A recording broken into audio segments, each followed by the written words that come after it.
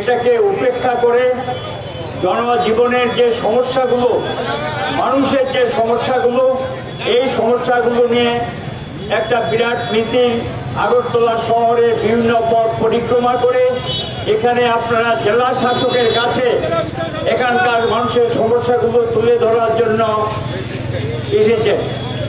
আপনাদের পক্ষ থেকে প্রতিনিধি দল তারা গিয়েছেন, তারা বক্তব্য তুলে ধরবে। ইতিমধ্যে কারা কারা প্রতিনিধি দলে যাবেন তাদের নামও ঘোষিত হয়েছে।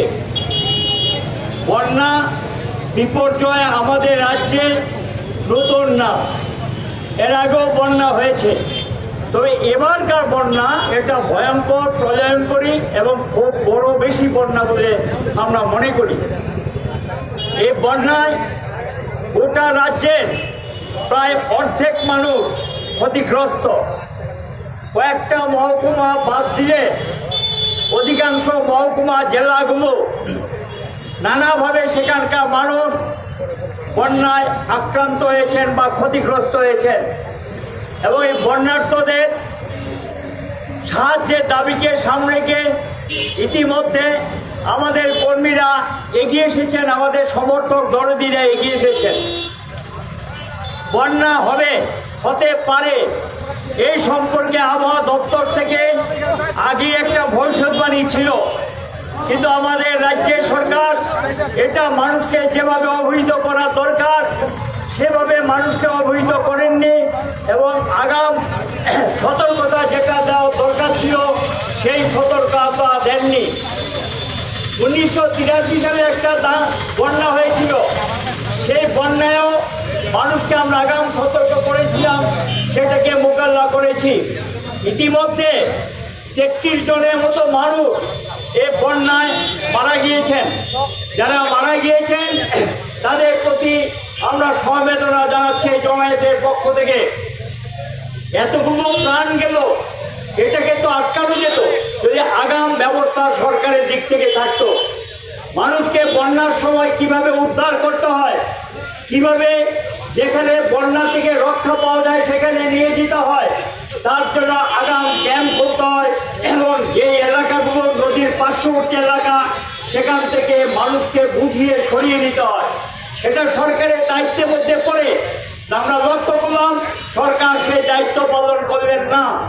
ব্যাপক বৃষ্টিপাত হলো, সেই বৃষ্টিতে আপনাদের আগরতলা শহর কোমর সমান জলের নিচে ডুবে গেল। সারা রাজ্যে জলে মানুষ সেখানে কিভাবে জীবন রক্ষা করবে এই অবস্থা তৈরি হয়েছিল। অনেকে মারা গেছেন, সেই মৃতদেহ পর্যন্ত সৎকার করা যায়নি, দেরিতে সেখানে সৎকার করতে হয়েছে।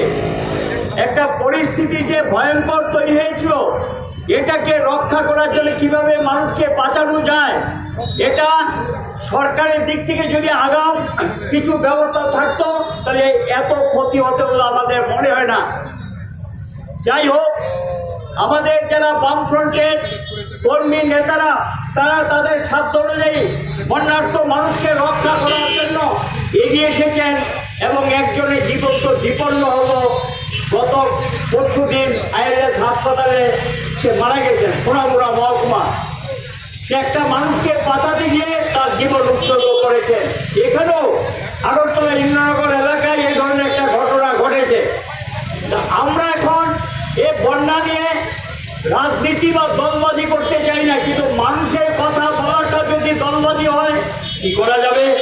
মানুষের সমস্যার কথা বলা যদি সেখানে এটাকে রাজনীতি বলা হয় বলবেন, কারণ মানুষের সমস্যার কথা তুলে ধরাটাই তো রাজনীতি এবং এটাই কি বলে সঠিক রাজনীতি। অল পার্টি মিটিং ডেকেছে, আমরা সরকারের কাছে গিয়ে বলেছি সমস্ত প্রকার সহযোগিতার হাত আমরা বাড়িয়ে দেব।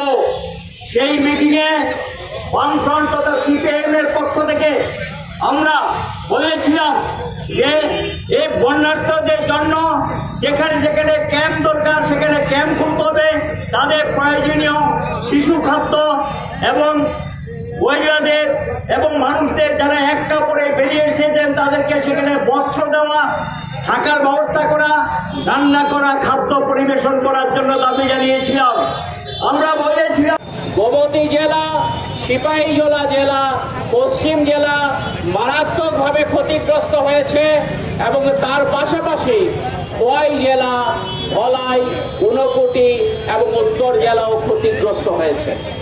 এই ক্ষতিগ্রস্ত মানুষের জন্য বন্যার বিপদের আশঙ্কা করে আমাদের সরকারি স্তরে বিভিন্ন দপ্তর আছে। ভয়াবহ প্রাকৃতিক বিপর্যয় হলে পর সেই বিপর্যয় মোকাবেলা করার জন্য সরকারি স্তরে অনেক দপ্তর আছে, কিন্তু আমাদের ত্রিপুরা রাজ্য সরকার এই প্রাকৃতিক বিপর্যয় থেকে মানুষকে রক্ষা করার জন্য যে দপ্তরগুলো আছে, প্রচন্ড বৃষ্টিপাতের একটা সম্ভাবনা আছে, এটা যেমন মানুষকে সতর্ক করেনি, সজাগ করেনি ত্রিপুরা সরকার, তার পাশাপাশি বিপর্যস্ত মানুষের পাশে দাঁড়াবার জন্য যে দপ্তরগুলো আছে, এই দপ্তরগুলোকে যথাযথভাবে প্রস্তুত করতে ত্রিপুরা সরকার উদ্যোগ গ্রহণ করেনি। এর ফলে আমরা লক্ষ্য করেছি বন্যায় যারা ক্ষতিগ্রস্ত হয়েছেন সেই সমস্ত মানুষরা তারা দারুণভাবে বিপর্যস্ত যখন হয়েছে, সরকারি সাহায্য সরকার তাদের পাশে খুব বেশি দাঁড়াতে পারেনি। সাধারণ মানুষ, বিভিন্ন স্বেচ্ছাসেবী সংগঠনগুলো তারা মানুষের পাশে যদি স্বতঃপ্রণোদিতভাবে স্বতঃস্ফূর্তভাবে না দাঁড়াতেন তাহলে বন্যায় অনেক অনেক মানুষ ক্ষতিগ্রস্ত হয়ে যেতেন। আপনারা শুনেছেন গতকাল সিপিআইএম এর সদস্য সোনামুড়া মহকুমায় বন্যায় গলা জল পর্যন্ত নেমে মানুষদের সাহায্য করছিলেন। একের পর এক মানুষকে আস্থানায় পৌঁছে দেবার জন্য, রিফিউজি ক্যাম্পে পৌঁছে দেবার জন্য যখন সচেষ্ট ছিলেন, তখন বন্যার জলে এক বিষাক্ত পোকা তাকে কামড়ায় এবং এই বিষাক্ত পোকায় কামড় দেবার ফলে গত পরশুদিন সেই সিপিআইএম মেম্বার সোনামুড়া মহকুমায় তিনি মারা যান। তাহলে এভাবে মানুষের পাশে বিভিন্ন গণতান্ত্রিক সংগঠনগুলো দাঁড়িয়েছেন, সরকারের দিক থেকে উদ্যোগ আমরা লক্ষ্য করিনি।